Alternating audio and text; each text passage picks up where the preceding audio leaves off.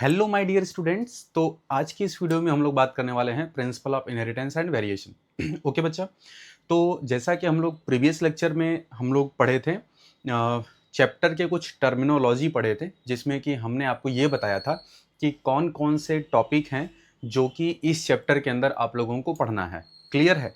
तो आज का ये जो लेक्चर नंबर 2 होने वाला है, जिसमें कि हम लोग थोड़ा डिटेलिंग करेंगे इस चैप्टर को लेकर के। ठीक है, तो चलिए हम लोग जो है इस चैप्टर को डिटेल समझते हैं।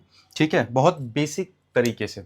चलिए बच्चा, तो हम लोग, जैसा कि मैंने आपको इस चैप्टर में पहले ही बताया हुआ है कि इस चैप्टर में बेसिकली जो की पॉइंट्स हैं वो क्या क्या हैं, जिसमें कि आपको मैंने बताया कि मेंडल्स लॉ इसके अंदर आपको पढ़ना है, inheritance of one gene monohybrid cross है, इनहेरिटेंस ऑफ टू जीन इसमें डाइहाइब्रिड क्रॉस हम लोग पढ़ने वाले हैं। उसके बाद बच्चा सेक्स डिटर्मिनेशन पढ़ोगे अलग अलग ऑर्गेनिजम्स के बेस पर। उसके बाद हम लोग बात करेंगे बच्चा म्यूटेशन। म्यूटेशन इंपॉर्टेंट टॉपिक है, point mutation, frame shift mutation, ये कुछ बेसिक पॉइंट्स हैं जिन्हें कि हम लोग इस म्यूटेशन के अंदर क्लियर करने वाले हैं। इसके बाद फिर बच्चा जेनेटिक डिसऑर्डर। आपको मैंने पहले बताया है कि जेनेटिक डिसऑर्डर में आपको एक मेंडेलियन डिसऑर्डर है और एक क्रोमोजोमल डिसऑर्डर है, तो यहाँ पर हम लोग ये पढ़ने वाले हैं। ठीक है स्टूडेंट्स, तो बिल्कुल लेट ना करते हुए हम लोग जो है टॉपिक को स्टार्ट करते हैं। ओके स्टूडेंट्स, देखिए, तो यहाँ पर हम सबसे पहले हम आपको क्या पढ़ाने वाले हैं। ठीक है, सबसे पहले हम आपको बच्चा पढ़ाने वाले हैं different terms of genetics. Clear है बच्चा? हम लोग जो डील करने वाले हैं, क्या डील करने वाले हैं? Different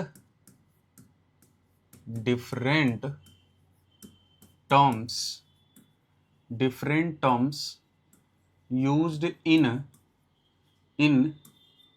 genetics. ठीक है बच्चा, बिल्कुल इस बात को आप एकदम क्लियर कर लो।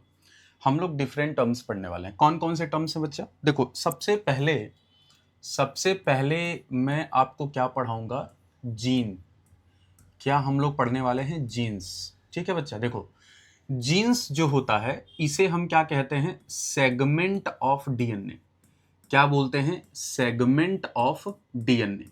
जो डीएनए का सेगमेंट होता है वो क्या है बच्चा? जीन है। या फिर आप ये कह लो कि जो फंक्शनल सेगमेंट होता है, क्या होता है? फंक्शनल सेगमेंट ऑफ डीएनए को हम क्या कह रहे हैं बच्चा? जीन कह रहे हैं। ये जो फंक्शनल सेगमेंट होता है बच्चा, ये बेसिकली क्या करता है कि ये आरएनए सिंथेसिस करता है। क्या करता है? आरएनए सिंथेसिस करता है, और इससे क्या बनता है बच्चा? प्रोटीन बनते हैं। क्या बनते हैं? प्रोटीन्स बनते हैं। और यही प्रोटीन क्या करता है बच्चा? कैरेक्टर एक्सप्रेस करता है। क्या करता है? कैरेक्टर एक्सप्रेस करता है। कैरेक्टर एक्सप्रेस करता है। आ रही मेरी बात समझ में? तो जो जीन है, जीन क्या है? सेगमेंट ऑफ डीएनए है। क्लियर है? फंक्शनल सेगमेंट ऑफ डीएनए है, जिसके अंदर हम क्या आपको बताते हैं कि ये ट्रेट या कैरेक्टर को कंट्रोल्स करते हैं। जो जीन है बच्चा, जो जीन्स हैं, जो जीन्स होते हैं, जीन जो हैं ये क्या करते हैं? Control characters. क्या कंट्रोल करते हैं? कैरेक्टर्स को कंट्रोल करते हैं। क्या कंट्रोल करते हैं? कैरेक्टर्स को कंट्रोल करते हैं।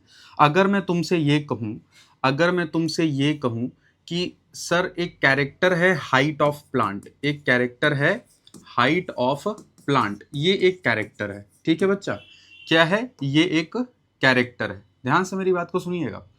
अब अगर मैं तुमसे ये कहूं कि इस कैरेक्टर के मैक्सिमम 2 ट्रेट हो सकते हैं, किसी भी कैरेक्टर के हम मैक्सिमम कितने ट्रेट्स होते हैं? 2 ट्रेट होते हैं, 2 ट्रेट्स होते हैं, जिसमें कि एक जो ट्रेट है स्टूडेंट्स, एक जो ट्रेट है जिसे हम कहते हैं टॉल, और एक ट्रेट है जिसे हम कहते हैं ड्वार्फ।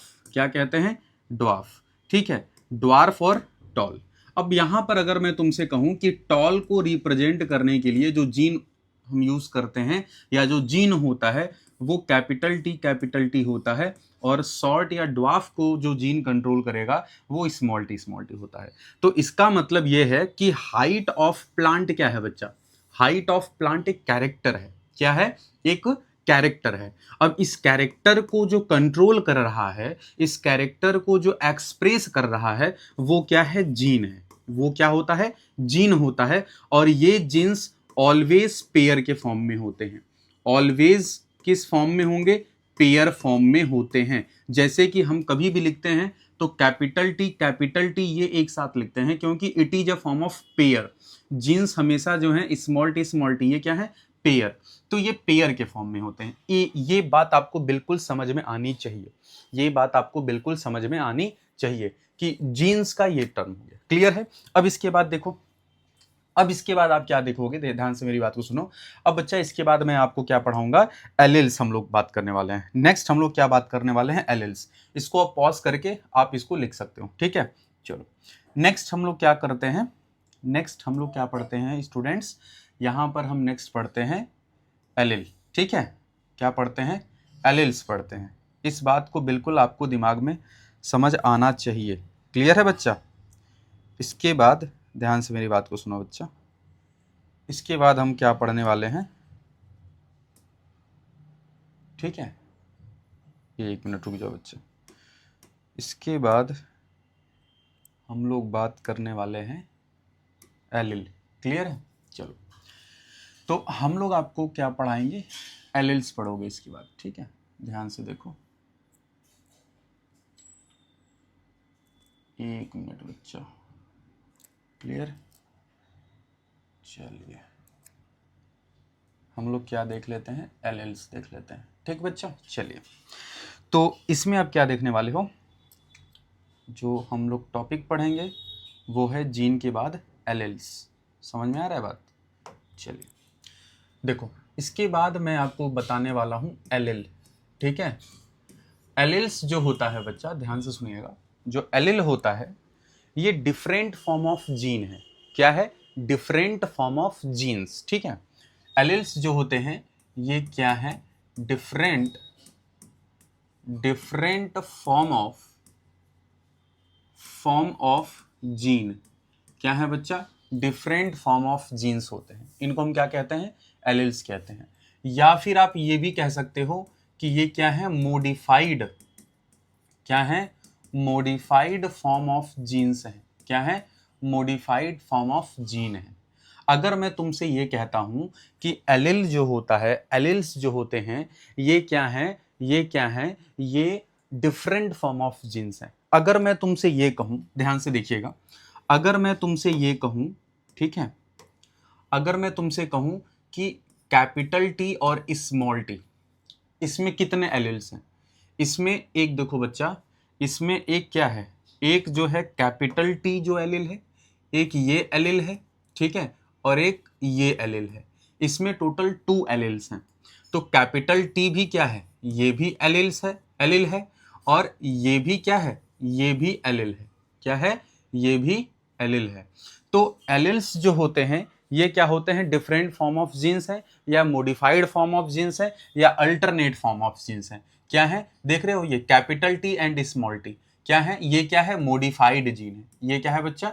मॉडिफाइड जीन्स है। तो आपको एक बात बिल्कुल समझ आनी चाहिए कि अगर मैं बोलूं कैपिटल टी तो कैपिटल टी में भी एलिल हैं। क्या है? ये एलिल्स हैं, ठीक है? ये क्या है? होमोजाइगस होते हैं। ये क्या होते हैं?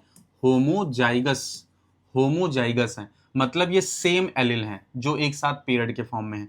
अगर मैं बोलूं स्मॉल टी, ये भी क्या है? होमोजाइगस एलिल्स है। मतलब इसमें भी क्या है? स्मॉल टी है, ठीक है? अगर मैं बोलूं कि कैपिटल टी और कैपिटल आर, मैं क्या बोल रहा हूं? Capital T and capital R. अब कैपिटल टी कैपिटल आर में क्या है? यहाँ पे 2 एलिल्स हैं। यहाँ पर क्या है? 2 एलिल हैं। एक जो है ये कैपिटल टी है और एक जो है कैपिटल आर है, ठीक है? ये बच्चा किसका कैरेक्टर है? ऐसे समझो, ये किसका कैरेक्टर है? कैपिटल टी जो है ये क्या है? ये टॉल को रिप्रेजेंट करता है। किसको रिप्रेजेंट करता है? टॉल को। और जो कैपिटल आर है ये किसको रिप्रेजेंट करता है? सीड के शेप को रिप्रेजेंट करता है। किसको रिप्रेजेंट करता है? सीड शेप को रिप्रेजेंट करता है, जैसे कि राउंड, जैसे कि राउंड।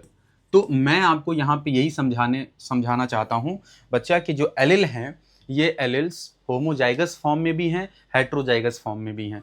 होमोजाइगस में आप क्या देख रहे हो, कैपिटल टी, यहाँ भी ये क्या है, एलिल हैं जो कि सेम है, और यहाँ capital T and capital R जो है, यहाँ पर आप क्या देख रहे हो कि टॉल एक जो कैपिटल टी है वो टॉल को एक्सप्रेस करता है, हाइट ऑफ प्लांट को एक्सप्रेस करता है, और जो कैपिटल आर है ये सीड के शेप को रिप्रेजेंट करता है, जैसे कि राउंड हो गया। ठीक है, तो आप यहां पर जो देख रहे हो, आप यहां पर जो देख रहे हो बच्चा, इस बात को आपको समझना पड़ेगा। क्या है, इस चीज को आपको समझना पड़ेगा। क्लियर है, बात समझ में आ रही है? तो इसीलिए ये आप टर्म जो है यूज कर सकते हो। क्लियर है, एलिल्स की हम यहाँ पर बात कर लिए। अब इसके बाद बच्चा क्या देखोगे, अब इसके बाद देखो, एलिल के बाद हम लोग जो पढ़ने वाले हैं, इसके बाद कौन सा टर्म्स यूज करोगे। देखो इसके बाद जो हम लोग टर्म यूज करेंगे, जो जनरली जो टर्म यूज होता है जेनेटिक्स के अंदर, उसमें हम आपको बताएंगे कि जीनोटाइप।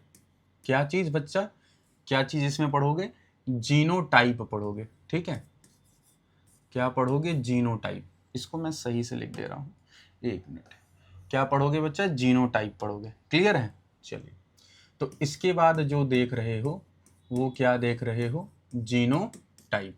देखो अब यहां पे क्या समझना है आपको, जीनोटाइप जो होता है स्टूडेंट्स, ये क्या होता है, जीनोटाइप क्या होता है कि ये basically constitute of genes, plants in the animals, constituents of genes appeared generation to generation। तो यहां पर आपको एक बहुत क्लियर बात समझना है, क्लियर बात समझना है कि ये किससे बना होता है। जो जीनोटाइप है बेसिकली ये क्या है, कंस्टिट्यूएंट्स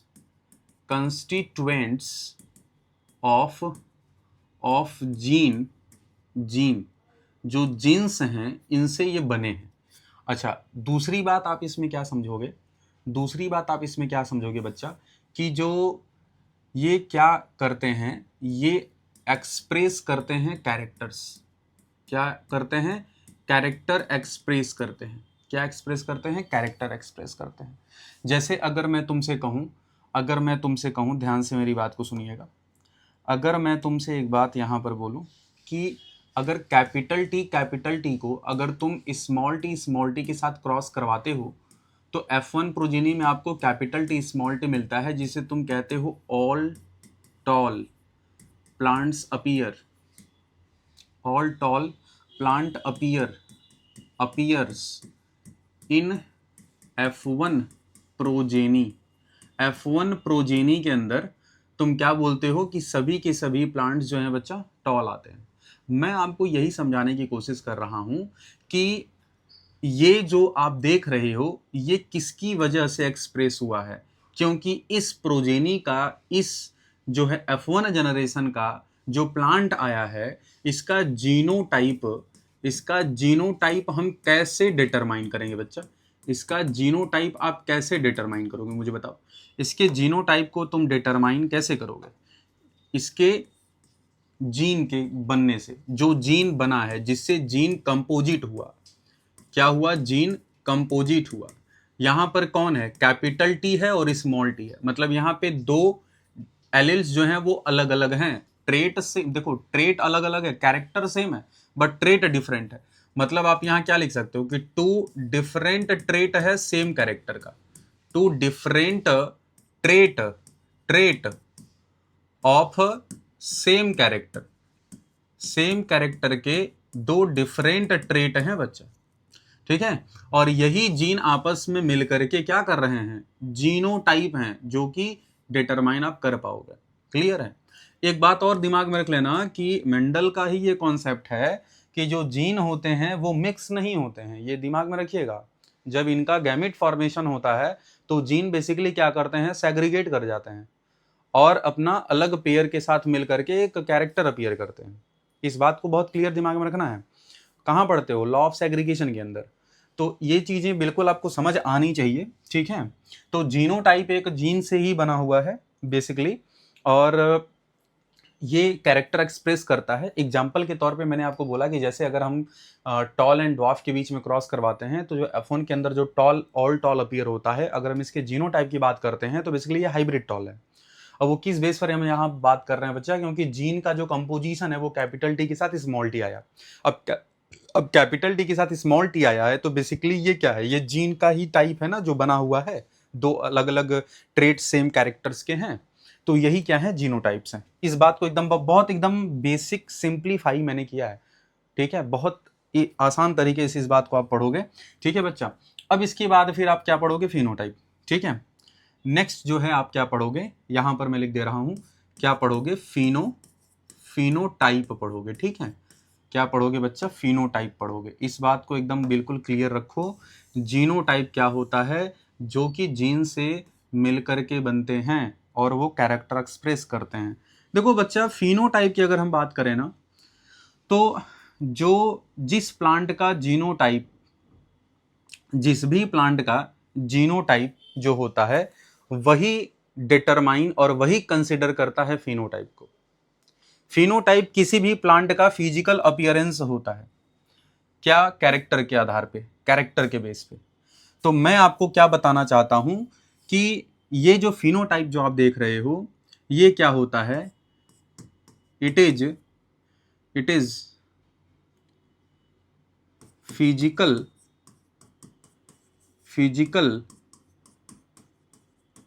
appearance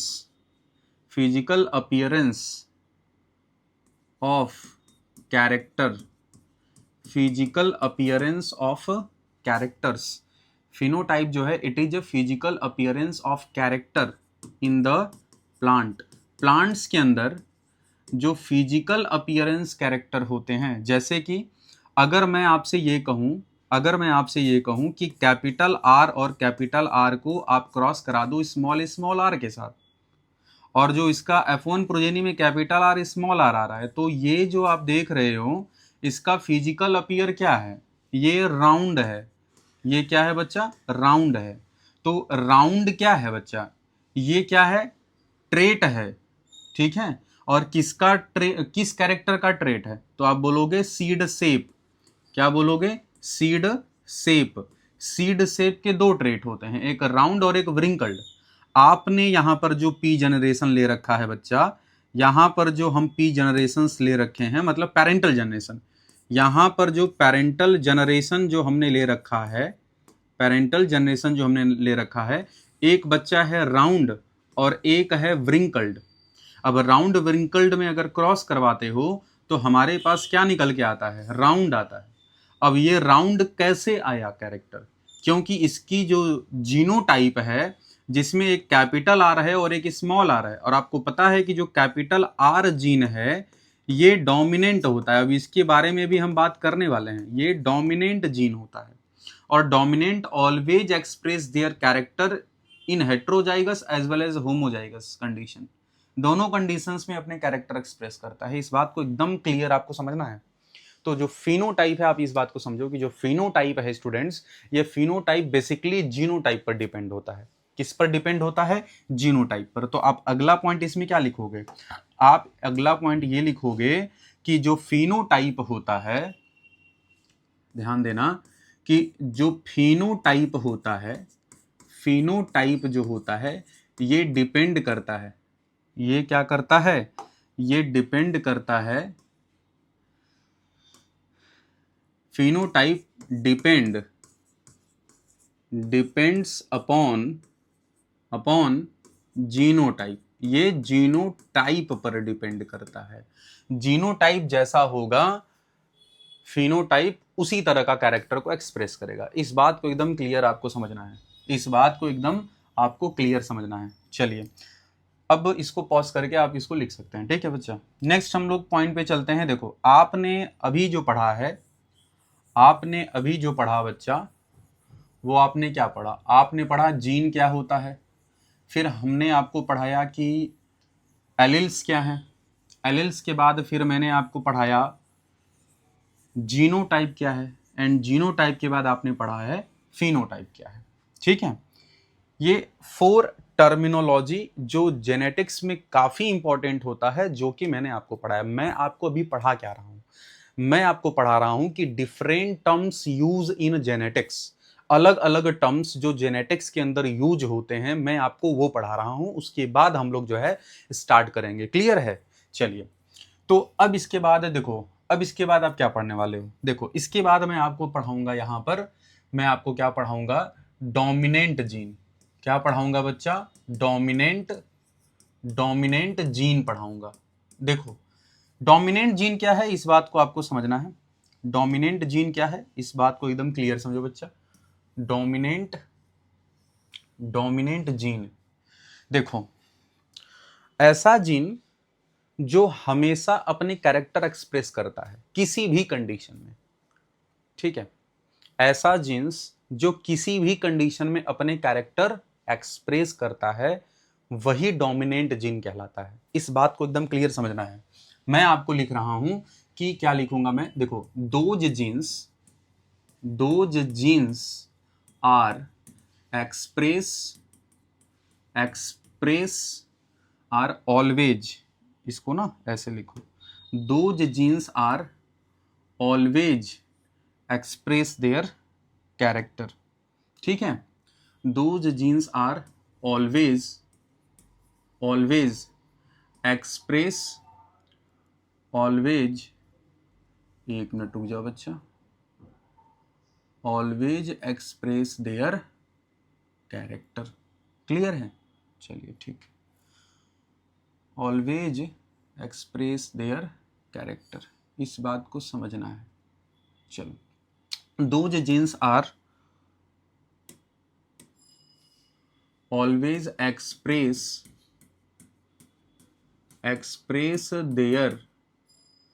देयर कैरेक्टर्स। ठीक है, एक्सप्रेस देयर कैरेक्टर्स, इसको हम क्या कहते हैं? डोमिनेंट जीन कहते हैं। एग्जाम्पल के तौर पे अगर आप देखोगे तो अगर मैं बोलूं, देखो, जो डोमिनेंट जीन होते हैं, ये पॉइंट भी आप नोट कर लेना कि जो डोमिनेंट जीन होते हैं, इनको जो है हम कैपिटल से रिप्रेजेंट करते हैं। किससे रिप्रेजेंट करते हैं? कैपिटल सिंबल से रिप्रेजेंट करते हैं। अगर मैं बोलूं कि कैपिटल टी, ये क्या है? डोमिनेंट है। अगर मैं बोलूं कैपिटल आर, ये क्या है? डोमिनेंट है। मेरी बात समझ रहे हैं कि नहीं समझ रहे हैं? इसका एक और फॉर्म हो सकता है, capital T and small T, capital R and small R. अभी मैं बताऊंगा, ठीक है, थोड़ा सा वेट करो। कैपिटल टी क्या है बच्चा? ये डोमिनेंट जीन है इनमें। ठीक है, जो होमोजाइगस कंडीशन में है, ये हेटेरोजाइगस कंडीशन में है। इस जीन्स को आप देखोगे तो ये क्या है? होमोजाइगस कंडीशन है। होमोजाइगस में क्या होता है कि जो जीन्स होते हैं ये सेम होते हैं। इनमें क्या होता है कि जो जीन होते हैं वो क्या है? सेम है। ठीक है, तो ये क्या है? हेटेरोजाइगस है, सॉरी होमोजाइगस है। और इस तरफ आप अगर देख रहे हो कि यहां पर क्या है कि डिफरेंट, यहां पर क्या है? टू डिफरेंट जीन हैं, एक ही कैरेक्टर के हैं, बट एक ही कैरेक्टर के हैं। ये क्या है? हेटेरोजाइगस है। क्या है? हेटेरोजाइगस। क्या सर डिफरेंट कैरेक्टर का नहीं हो सकता? बिल्कुल हो सकता है, डिफरेंट कैरेक्टर का भी हो सकता है। जैसे अगर मैं एग्जांपल दूं, कैपिटल टी और कैपिटल आर, ये भी हेटेरोजाइगस है, ये भी क्या है? हेटेरोजाइगस है। बात मेरी समझ रहे हो कि नहीं समझ रहे हो? तो मेरे कहने का मतलब ये है कि यहां पर आपको ये समझना है कि डोमिनेंट जीन क्या होता है। तो मैं आपको वही समझाना चाहता हूं कि जो डोमिनेंट जीन है वो अपने कैरेक्टर को किसी भी कंडीशन में एक्सप्रेस करेंगे। ठीक है, अगर मैं बोलूं कि अगर कैपिटल टी अगर एक साथ है तो ये क्या है? टॉल है। ये क्या है? टॉल है। कैपिटल टी स्मॉल टी आ गया तो ये भी क्या होगा? टॉल होगा। अब देखो, होमोजाइगस में तो कोई भी कैरेक्टर होगा अपने, मतलब कोई भी जीन होगा अपने कैरेक्टर एक्सप्रेस करेगा। बात मेरी समझ रहे हैं? मैं आपको ये समझाना चाह रहा हूं बच्चा, मैं आपको पढ़ा रहा डोमिनेंट जीन, और डोमिनेंट जीन में मैं आपको क्या बताना चाह रहा हूं कि डोमिनेंट जीन वह जीन होते हैं जो किसी भी फॉर्म में अपने कैरेक्टर एक्सप्रेस करते हैं। जैसे ये कैपिटल टी, ठीक है, ये होमोजाइगस है। तो होमोजाइगस में किसी भी टाइप का जीन होता है वो अपने कैरेक्टर एक्सप्रेस करता है, चाहे वो रिसेसिव हो चाहे डोमिनेंट हो, वो अपने कैरेक्टर एक्सप्रेस करेगा। लेकिन हेट्रोजाइगस कंडीशन में जो जीन्स अपने कैरेक्टर एक्सप्रेस करते हैं वो क्या है? डोमिनेंट होते हैं। जैसे कि यहां पे मैं आपको क्या बता रहा हूं, यहां पर मैं बोल रहा कि ये कैपिटल टी स्मॉल टी है। तो अब कैपिटल टी स्मॉल टी की कंडीशन में जो कैपिटल टी है capital T over dominant small T. ठीक है, तो अब यहां पर ये चीज आप समझ में आ जाना चाहिए आपको अब तक, कि यहां पर आपको एक बच्चा अब तक समझ आ जाना चाहिए कि जो कैपिटल टी है ये क्या है, डोमिनेंट होगा। क्या होगा, तो इसी को देखते हुए मेंडल ने क्या किया था कि जो है कैपिटल वाले जितने भी जीन्स हैं उनको डोमिनेंट जीन के थ्रू हम लोग पढ़ते हैं। क्लियर है, इस बात को बिल्कुल समझ आना चाहिए। चलो अब इसके बाद फिर बच्चा हम लोग जो है नेक्स्ट जो है लेक्चर पे चलते हैं, नेक्स्ट टॉपिक पे चलते हैं, रिसेसिव जीन। ठीक है, इसके बाद आप क्या देखोगे, रिसेसिव जीन। ठीक है, इसके बाद आप देखोगे रिसेसिव जीन। देखो इसके बाद आप क्या देखने वाले हो, रिसेसिव जीन में क्या होता है। देखो रिसेसिव जीन जो होते हैं वो अपने कैरेक्टर एक्सप्रेस करते हैं बट होमोजाइगस कंडीशन में। ठीक है, आपको ये चीज समझना है कि जो रिसेसिव जीन होता है, जो रिसेसिव जीन होता है, ठीक है बच्चा, जो रिसेसिव जीन होता है, ऐसे जीन्स जो अपने कैरेक्टर एक्सप्रेस करते हैं होमोजाइगस कंडीशन में। If gene is homozygous condition, if gene is homozygous condition, homozygous condition में यदि अगर जीन है, ठीक है, तो ऐसे कंडीशन में जो जीन होगा वो अपने कैरेक्टर एक्सप्रेस करेगा। Gene express their character, express their character. अब यहां पर आपको ये जानना है कि ये जो जीन अपने कैरेक्टर को एक्सप्रेस होमोजाइगस कंडीशन में कर रहा, इसे हम क्या बोलते हैं, रिसेसिव जीन। क्या बोलते हैं बच्चा, रिसेसिव जीन कहते हैं। क्या बोलते हैं, रिसेसिव जीन कहते हैं। ठीक है, अब मैं अगर आपसे एग्जांपल अगर इसका दोगे तो क्या आएगा, जैसे स्मॉल टी और स्मॉल टी। ठीक है, जैसे स्मॉल आर, स्मॉल वाई। तो ये जो कंडीशन आप देख रहे हो, ये कंडीशन क्या है, ये कंडीशन है होमोजाइगस। ये कैसा कंडीशन है, होमोजाइगस कंडीशन, होमोजाइगस कंडीशन है जीन का। ठीक है, जहां पर सेम टाइप के जीन्स होते हैं। तो डोमिनेंट जीन बहुत क्लियर है बच्चा, डोमिनेंट जीन क्या है, जो कि किसी भी कंडीशन में अपने कैरेक्टर एक्सप्रेस करता है, चाहे वो हेट्रोजाइगस हो चाहे वो होमोजाइगस हो। उसी तरीके से जो है बच्चा रिसेसिव जीन्स क्या करते हैं कि ये होमोजाइगस कंडीशन में अपने कैरेक्टर को एक्सप्रेस करते हैं।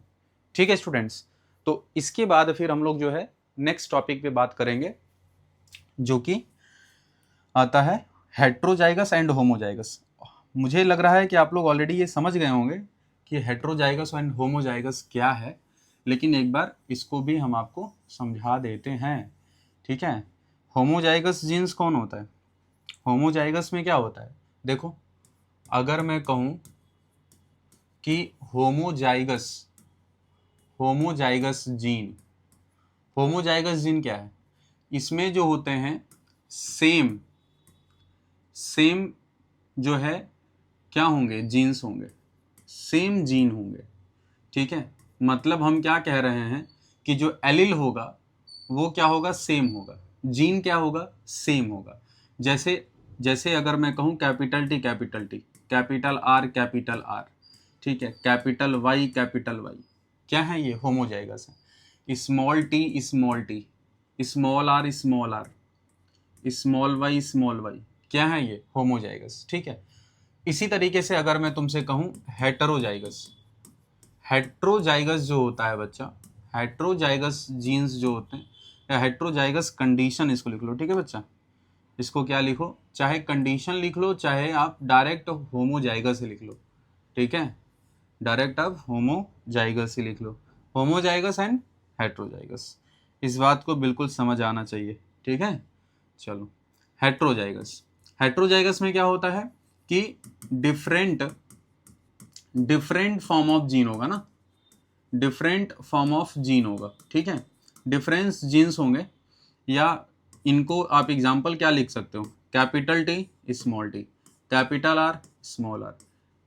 ठीक है, capital Y and small Y.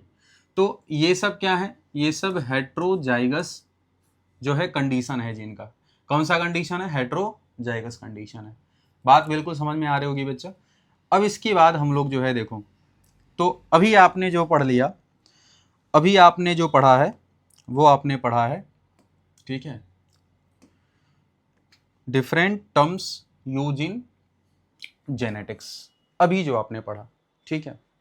इसके बाद फिर बच्चा, अब जो हम आपको स्टार्ट करने वाले हैं इस चैप्टर को, हम लोग कैसे स्टार्ट करने वाले हैं? मेंडल्स लॉ से, ठीक है। कैसे स्टार्ट करेंगे? मेंडल्स लॉ से स्टार्ट करेंगे, ठीक है। तो यहाँ पर अगर मैं थोड़ा मेंडल्स के बारे में आपको बताऊं, तो मेंडल्स क्या हैं, ध्यान से देखिएगा। मेंडल्स जो हैं इनको हम फादर ऑफ जेनेटिक्स बोलते हैं। इनका पूरा नाम है ग्रेगोर जॉन मेंडल, ठीक है।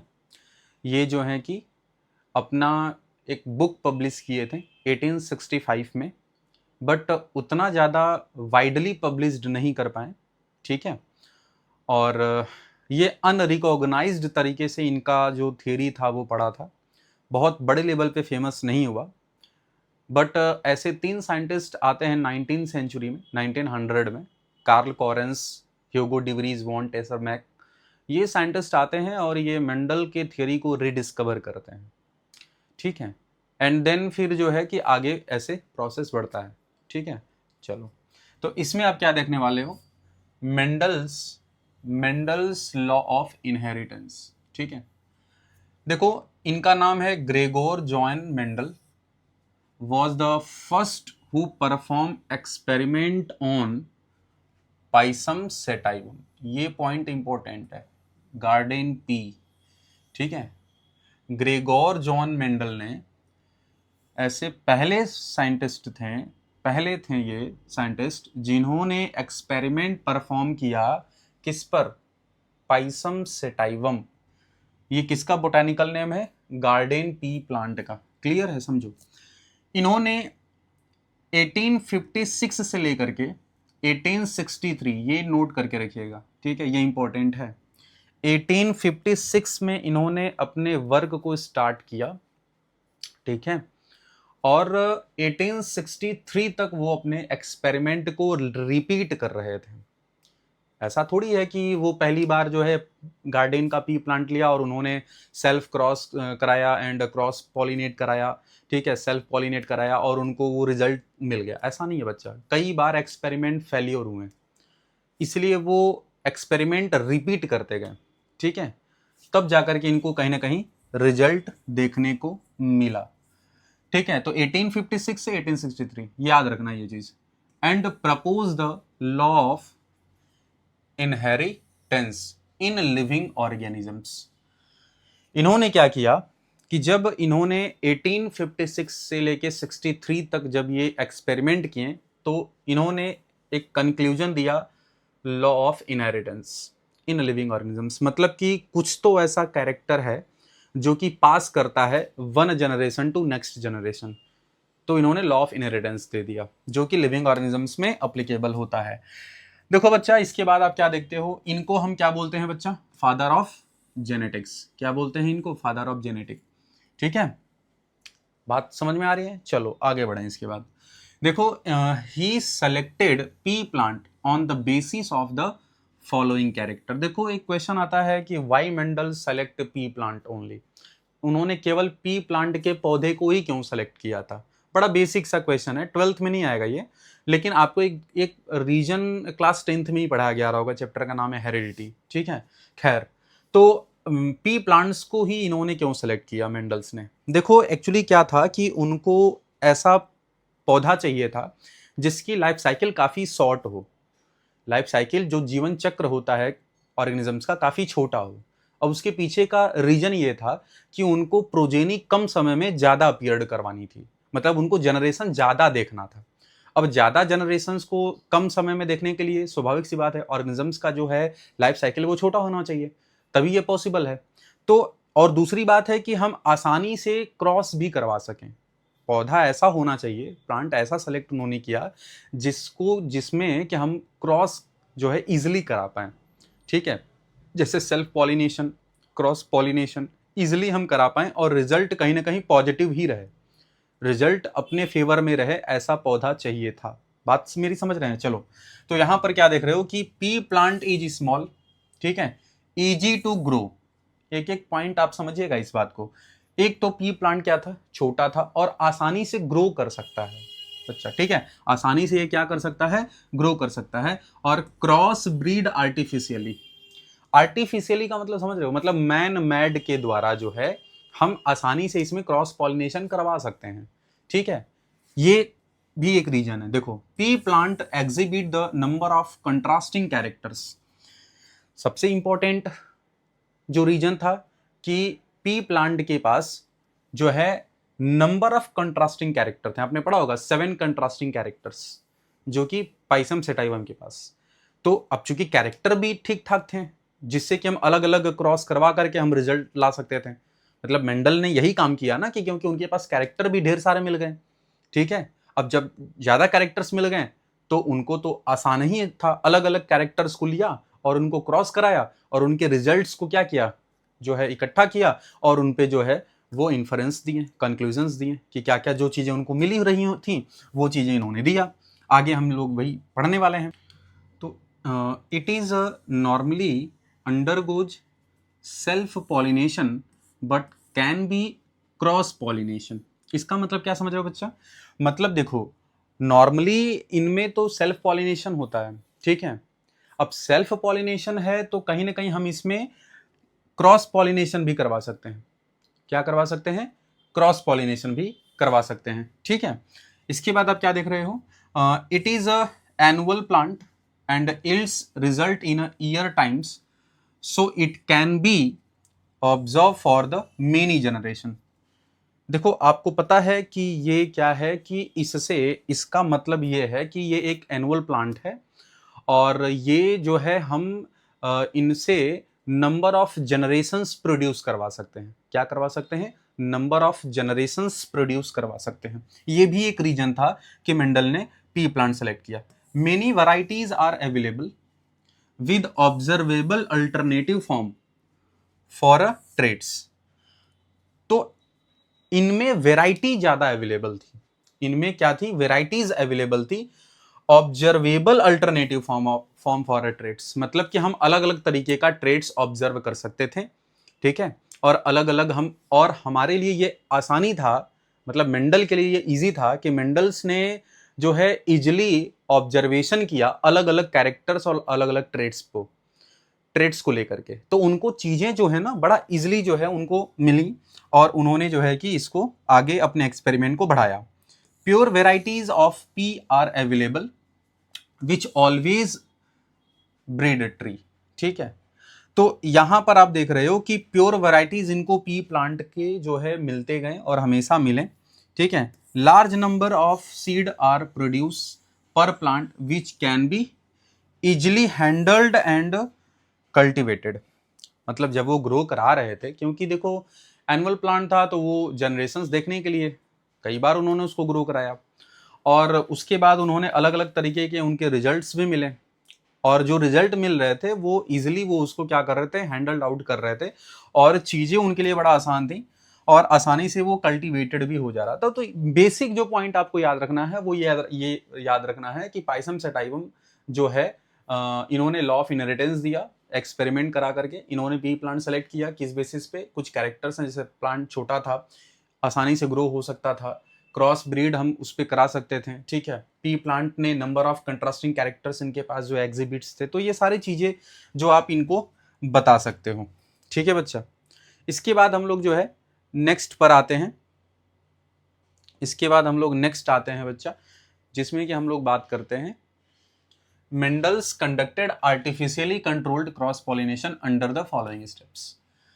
देखो क्या है, मेंडल ने conducted artificially controlled cross pollination under the following steps. अब सवाल ये आता है कि सर नेचुरल जो है वो तो सेल्फ पॉलिनेशन तो प्लांट में हो रहा था, ठीक है, लेकिन उसको मैन मेड के थ्रू जो क्रॉस पॉलिनेशन था उसको कराने के लिए क्या क्या प्रोसीजर्स हैं, कौन से स्टेप्स जो मेंडल ने फॉलो किए, ठीक है। जिसमें देखो, selection of desired plants, selection of desired plants with a pure breed, he selected one trait or character at a time। देखो, सिलेक्शन ऑफ प्लांट एक इंपॉर्टेंट था ही उनके लिए, ठीक है।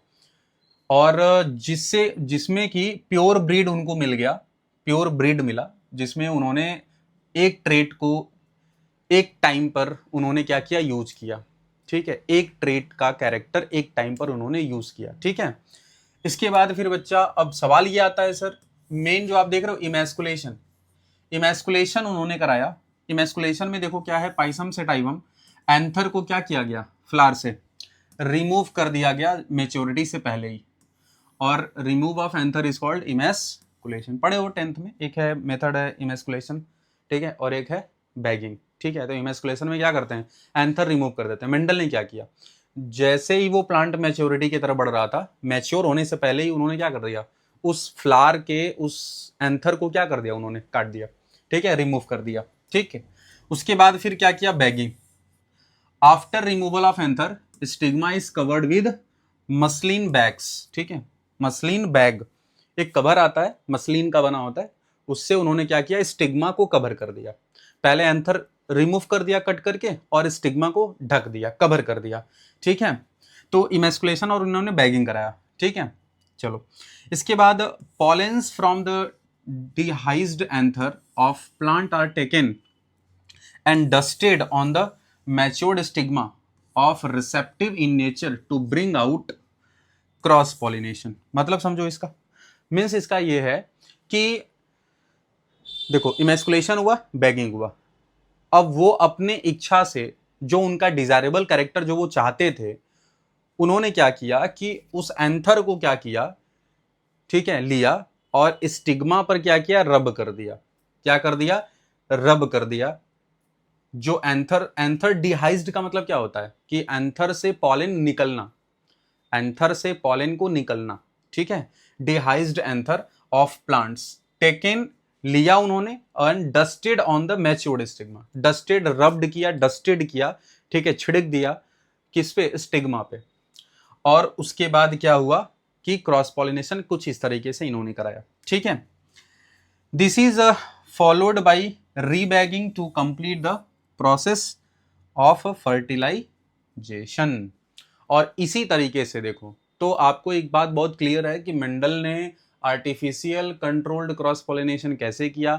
तो आप क्या बताओगे कि सिलेक्शन ऑफ डिजायर्ड प्लांट्स और एक ट्रेट का कैरेक्टर एक टाइम पर उन्होंने ये यूज कर रहे थे। इसके बाद उन्होंने इमैस्कुलेशन का मेथड यूज किया। इमैस्कुलेशन में क्या होता है बच्चा, एंथर को रिमूव करते हैं मैच्योरिटी से पहले। बैगिंग किया, बैगिंग इन्होंने करने का मतलब है मसलिन बैग्स से क्या किया, कवर कर दिया स्टिग्मा को। क्लियर है। कवर करने का रीजन ये था कि कोई दूसरा पॉलिन आकर के उस पर जो है पॉलिनेट ना कर जाए, इस वजह से कवर करने का उनका रीजन था। उसके बाद जो वो डिजायर कैरेक्टर चाहते थे उसका एंथर का पॉलिन लेकर के उन्होंने डस्टेड कर दिया स्टिग्मा पे और पॉलिनेशन करवा दिया, ठीक है। और यही चीज रीबैगिंग बार बार करते रहे और बार बार ये एक्सपेरिमेंट वो करते रहे, ठीक है बच्चा। नेक्स्ट पॉइंट पर आप आते हो। नेक्स्ट आता है reason for successive of Mendel experiment. इसका मतलब क्या है, अगर मैं आपसे ये कहूं कि एक बार, हमने आपको पहले ही बोला कि मेंडल ने एक बार एक्सपेरिमेंट नहीं किया, रिपीट किया एक्सपेरिमेंट को, ठीक है। तो रीजन फॉर, एक बात समझना है कि मेंडल एक्सपेरिमेंट का रीजन क्या था, सक्सेस ऑफ मेंडल एक्सपेरिमेंट।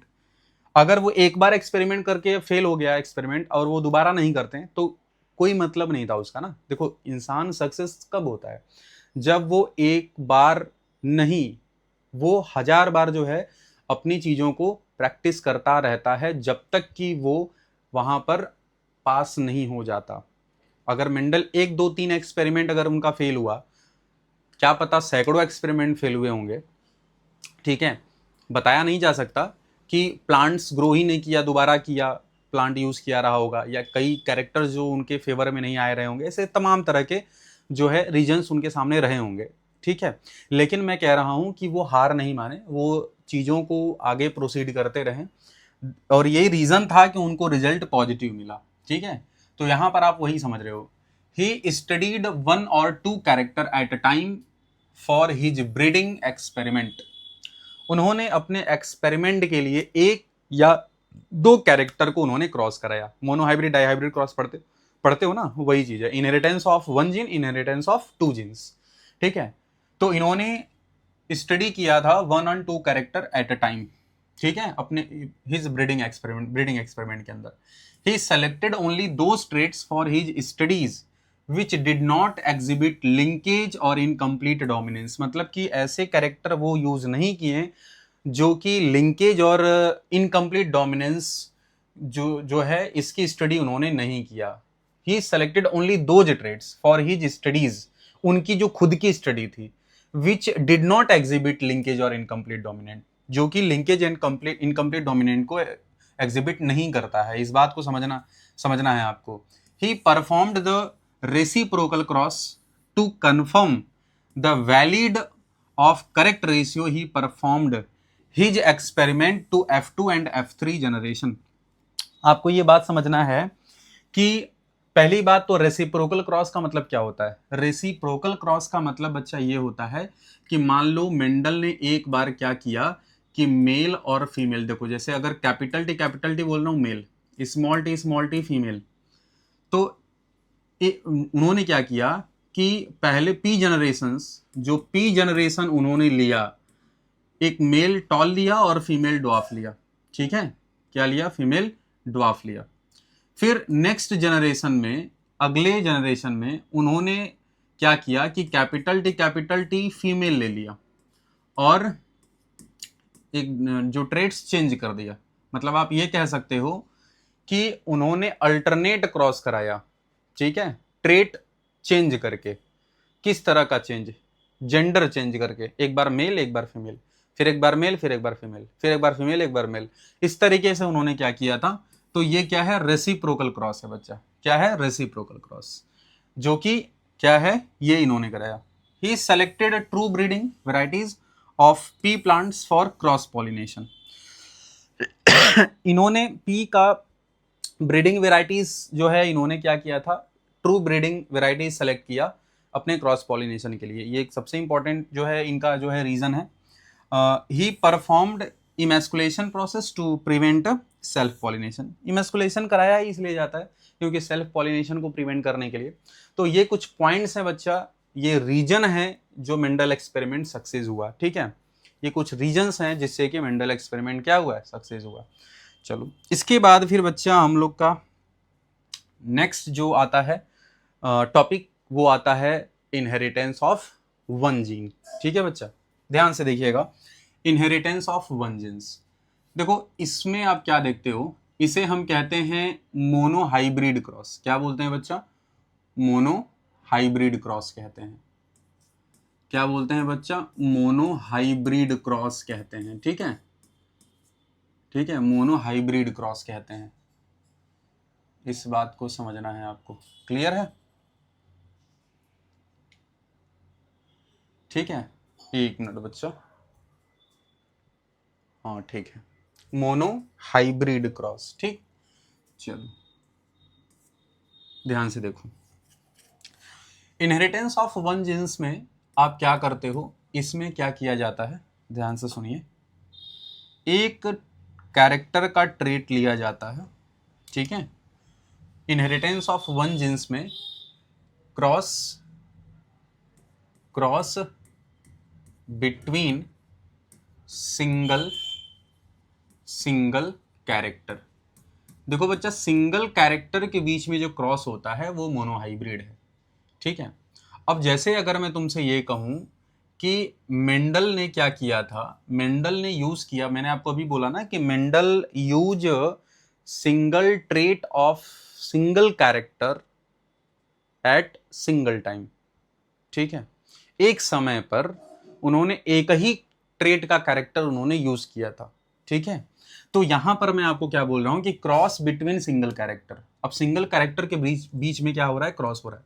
कोई एक कैरेक्टर आप ले सकते हो, जैसे अगर मैं कैरेक्टर लूं क्या, सीड सेप, ठीक है, अगर मैं मान लो कैरेक्टर लेता हूं सीड सेप, ठीक है, ध्यान से सुनिएगा बच्चा, ये क्या हो जा रहा है यार बार बार, ठीक है, ध्यान से बच्चा इस चीज को देखो थोड़ा सा, एक मिनट,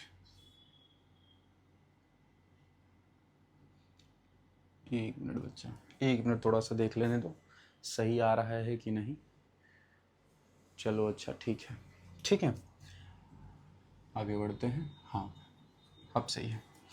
देखो, तो मैं आपको यहाँ पर क्या बताना चाह रहा हूँ बच्चा, कि इन्होंने जो कैरेक्टर ले रखा है, इन्होंने जो कैरेक्टर जो इन्होंने लिया, जो इन्होंने कैरेक्टर लिया है,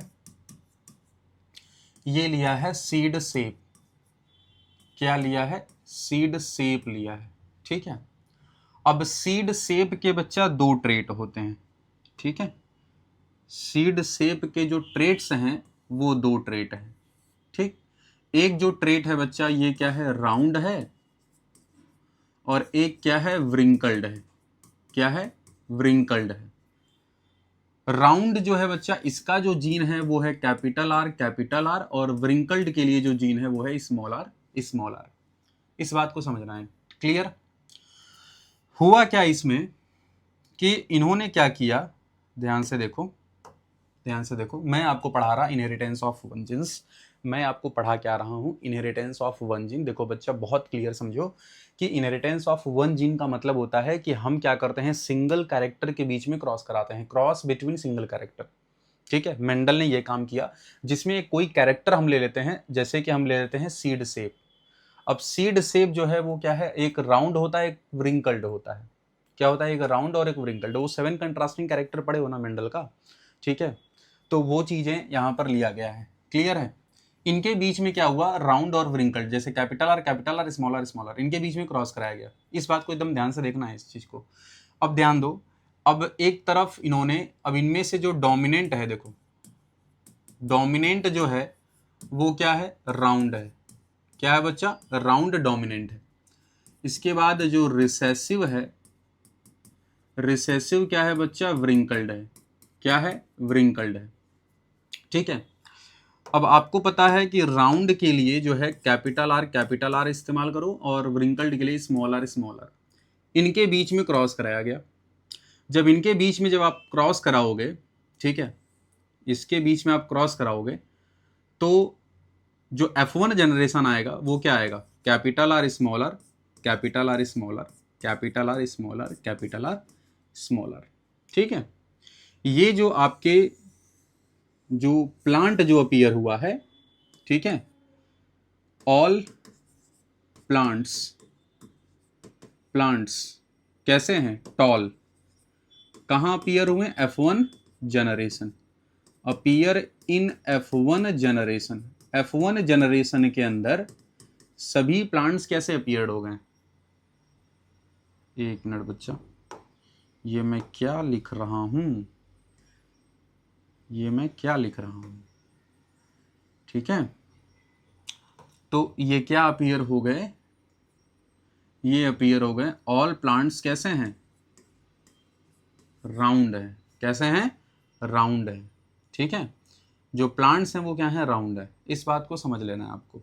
ठीक है, इसके बाद अगर आप क्या देखोगे, अब इन किसी दो के बीच में इन्होंने क्या किया? क्रॉस करा दिया, सेल्फ क्रॉस। जैसे अगर मैं तुमसे कहूं कि इन्होंने अगेन क्रॉस जो इन्होंने कराया है वो सेल्फ क्रॉस इन्होंने कराया। ठीक है, जैसे कैपिटल आर स्मॉल आर के बीच में इन्होंने सेम जो है प्रोजेनी के बीच में इन्होंने क्रॉस कराया। तो यहां पर आप क्या लिख सकते हो? ये जो क्रॉस है क्या है? Cross between same progeny. Cross between same progeny, इसके बीच में बच्चा इन्होंने क्रॉस कराया। इस बात को एकदम बिल्कुल समझ लेना है। ठीक है, चलिए, तो ये चीज समझ में आई। अब इनके बीच में क्रॉस कराओगे, ठीक है, अब इनके बीच में अगर आप क्रॉस कराते हो, ध्यान से देखो, जैसे इसको हम क्या करते हैं, ध्यान से देखना कि वी यूज,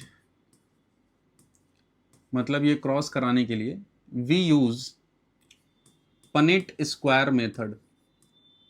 पनिट मेथड, ठीक है, हम पुनेट मेथड यूज करते हैं। इसमें आप क्या करोगे? एक ऐसे बॉक्स बना लेना, बहुत सिंपल सा आसान तरीका है। ठीक है, ऐसे बॉक्स बना लेना, और यहाँ पे लिखना कैपिटल आर, और यहाँ लिखना स्मॉल आर। ठीक है, और यहाँ लिखना कैपिटल आर, यहाँ लिखना स्मॉल आर। बहुत सिंपल है, ध्यान से देखो।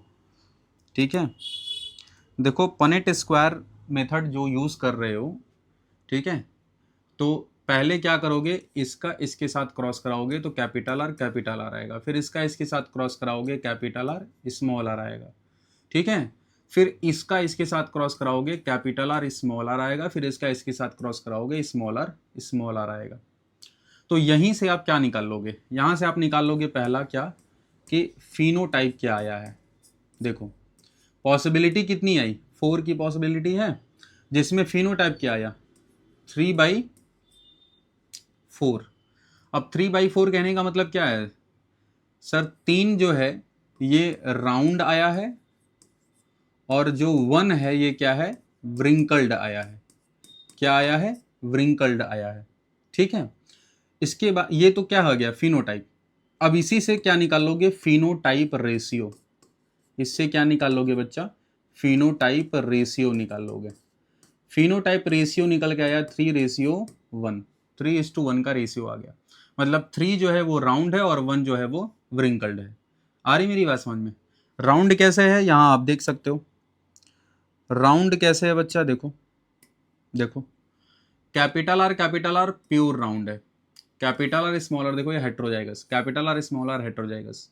ये तीनों क्या है, ये तीनों के तीनों राउंड है, ये तीनों राउंड है, और ये जो बचा है बच्चा ये क्या है, व्रिंकल्ड है। क्लियर है। तो इस बेसिस पर अगर आप देखोगे तो क्या आया 3/4, मतलब 3 राउंड और 1 व्रिंकल्ड। इसी तरीके से तुम क्या निकालो, जीनोटाइप। क्या निकालो, जीनोटाइप। अब जब बच्चा जीनोटाइप निकालोगे तो एक बात समझो कि प्योर जो राउंड है वो क्या है, 1/4 है। ध्यान से सुनिएगा, ये क्या है, प्योर राउंड है, प्योर राउंड है, ये प्योर राउंड जो कि क्या है 1/4 है। उसके बाद फिर देखो हाइब्रिड राउंड कितना है, 2/4 है। क्या है बच्चा, हाइब्रिड जो राउंड है, हाइब्रिड जो राउंड है वो क्या है 2/4 है। उसी तरीके से इसको देखो, जो 1/4 क्या आया है, प्योर व्रिंकल्ड। जो प्योर व्रिंकल्ड है बच्चा, जो प्योर व्रिंकल्ड है, 1 मिनट जरा देखने दो वीडियो में क्लियर ये आ रहा है कि नहीं, ठीक है बच्चा। आ रहा है, ठीक ठीक है बच्चा, ठीक है। तो यहाँ पर मैं क्या आपको बता रहा कि 1/4 जो यहाँ आप देख रहे हो ये क्या है, प्योर व्रिंकल्ड है। ये तो जीनोटाइप है। अब इसका अगर जीनोटिपिक रेशियो निकालोगे, ठीक है बच्चा, अगर इसका तुम जीनोटिपिक रेशियो निकालोगे, ठीक है, रेशियो निकालोगे तो क्या आएगा 1:2:1, ये निकल के आएगा जीनोटिपिक रेशियो। किसका आ गया, मोनोहाइब्रिड का। इसे पॉज करके आप इसको लिख सकते हो, ठीक है बच्चा। चलो अब इसके बाद जो है कि आप समझना है, देखो अब बहुत सारे बच्चे कंफ्यूजन में होंगे कि सर ये कैरेक्टर्स कैसे याद करना है। बहुत इजी है कैरेक्टर याद रखना, ठीक है, बहुत आसान है कैरेक्टर्स को याद रखना। मैं आपको बता देता हूँ एक बार, ठीक है। देखो एक बार मैं आपको कैरेक्टर बता देता हूँ, इस बात को एकदम ध्यान से सुनिए, ठीक है। चलो देखो, तो मेंडल के जो 7 कंट्रास्टिंग कैरेक्टर है ना, उसको याद करना बहुत जरूरी है, उसको याद करना बहुत ही जरूरी है, ठीक है। तो इस बात को समझना है आपको। चलो देखते हैं कैरेक्टर्स। तो अब यहाँ पे ना, ये तो मैंने पढ़ा दिया आपको, लेकिन आप पहले देख लो 7 कंट्रास्टिंग कैरेक्टर्स मेंडल के हैं। मेंडल इसमें आप क्या लिखोगे, इसको ऐसे लिख लो, ठीक है, इसको ऐसे लिख लो 7 कंट्रास्टिंग कैरेक्टर। आपको ये जानना जरूरी है, 7 contrasting characters in P plant, garden pea plant है ये, ठीक है। देखो कौन कौन से हैं, इनको याद करना बच्चा बहुत जरूरी है ना। देखो एक तरफ आप लिख लो, एक तरफ आप क्या लिखोगे, ध्यान दो, एक तरफ आप लिख लो कैरेक्टर ना, जैसे यहाँ पे मैं लिख दे रहा हूँ कैरेक्टर, ध्यान से देखिएगा, यहाँ पे मैं लिख दे रहा हूँ कैरेक्टर्स, ठीक है। और दूसरी तरफ मैं लिख दे रहा हूँ यहाँ पर ट्रेट, ठीक है, यहाँ पर मैं लिख दे रहा हूँ ट्रेट्स। अब ट्रेट्स में आपको पता है कि एक क्या होगा, डोमिनेंट होगा और एक बच्चा क्या होगा, रिसेसिव होगा। क्या होगा, रिसेसिव होगा। ठीक है, तो कैरेक्टर हो गया और डोमिनेंट एंड रिसेसिव, ट्रेड्स में डोमिनेंट एंड रिसेसिव हो गया। ठीक है, तो इसे आपको देखना है। चलिए, तो यहाँ पर आप जो है पहले हम क्या ले लेते हैं, पहले हम ले लेते हैं इसमें क्या, प्लांट हाइट ले लेते हैं। ठीक है, कैरेक्टर्स में हम क्या ले लेते हैं, प्लांट हाइट। क्या ले लो, प्लांट हाइट। देखो प्लांट हाइट क्या है, कैरेक्टर है, इसका डोमिनेंट जो है क्या होगा, कैपिटल टी मतलब कि टॉल। क्या होगा, टॉल। ठीक है, एंड स्मॉल टी मतलब कि ड्वार्फ। क्या होगा बच्चा, ड्वार्फ। Tall and dwarf. ठीक, ये बात समझ में आ रही है। अच्छा, मैं इसको अलग कलर से दिखाता हूँ ना, रिसेसिव को मैं थोड़ा सा कलर चेंज कर देता हूँ इसका, मुझे बार बार चेंज करना होगा। चलो अच्छा, जाने देते हैं, ऐसे ही लिख देते हैं। ठीक, इसके बाद फिर आप लिखोगे यहाँ पे, मैं आपको यहाँ पे लिखवा दे रहा हूँ, पोजीशन, फ्लावर पोजीशन ना, फ्लावर पोजीशन। ठीक है, यहाँ पे लिख दो फ्लावर, फ्लावर पोजीशन। ठीक है, तो यहाँ पर फ्लावर पोजीशन में आप क्या लिख लो, जैसे जीन्स मान लो, ले लो कैपिटल ए। ठीक है, क्या होगा, एक्सियल। ठीक है, और स्मॉल ए लिख लो, किसके लिए, टर्मिनल के लिए। किसके लिए, टर्मिनल। एक होता है एक्सियल, एक होता है टर्मिनल। ठीक है, इसके बाद फिर बच्चा आप लिख लो फ्लावर कलर। क्या लिख लो, फ्लावर कलर। ठीक है, फ्लावर कलर। तो फ्लावर कलर में आप क्या ले लोगे यहाँ पे, वायलेट और वाइट। तो वायलेट के लिए कैपिटल डब्लू, एक मिनट, इसके लिए बच्चा आप क्या यूज़ कर लो, इसके लिए हम यूज़ कर लें कैपिटल डब्लू। ये किसके लिए यूज़ कर लें, वायलेट के लिए। और स्मॉल डब्लू किसके लिए यूज़ कर लो, वाइट के लिए। ठीक है बच्चा, किसके लिए, वाइट के लिए। चलो, इसके बाद फिर बच्चा आता है, आप इसमें ले सकते हो सीड शेप ले लो। ठीक है, क्या ले लो, seed shape. Seed shape, seed shape में बच्चा इसमें आप क्या ले सकते हो, सीड शेप में कैपिटल आर। ये क्या हो गया बच्चा, राउंड। ठीक है, ये क्या हो गया, राउंड। और स्मॉल आर ये किसके लिए आप ले लिया, व्रिंकल्ड है। ये क्या है, व्रिंकल्ड। ठीक है, इसी तरीके से ले लो सीड कलर। क्या ले लो, सीड कलर। ठीक है बच्चा, सीड कलर में आप क्या ले सकते हो, एक ले सकते हो कैपिटल वाई। ये किसको करता है, येलो को एक्सप्रेस करता है, येलो कलर। और दूसरी तरफ ले लो स्मॉल वाई जो कि किसको करेगा, ग्रीन। ठीक है, किसको करेगा, ग्रीन कलर के लिए। इसी तरीके से फिर स्टूडेंट्स आप ले लो पॉड शेप। ठीक है, आप क्या ले लो, पॉड शेप ले लो। ठीक है, पॉड शेप आप लोगे तो यहाँ पर क्या आ जाएगा, पॉड शेप में एक आ जाएगा फुल। ठीक है, तो फुल के लिए आप कैपिटल एफ यूज कर सकते हो। क्या, फुल। ठीक है, और स्मॉल एफ यूज कर सकते हो कॉन्स्ट्रिक्टेड के लिए। किसके लिए, कॉन्स्ट्रिक्टेड के लिए यूज कर सकते हो। ठीक, चलो इसके बाद फिर आप ले लो पॉड कलर। ठीक है, क्या ले लो आप, पॉड कलर। पॉड कलर में आप लोगे कैपिटल जी जो कि ग्रीन कलर देता है, जो डोमिनेंट होगा यहाँ पे। और स्मॉल जी जो है ये रिप्रेजेंट करता है येलो कलर के लिए।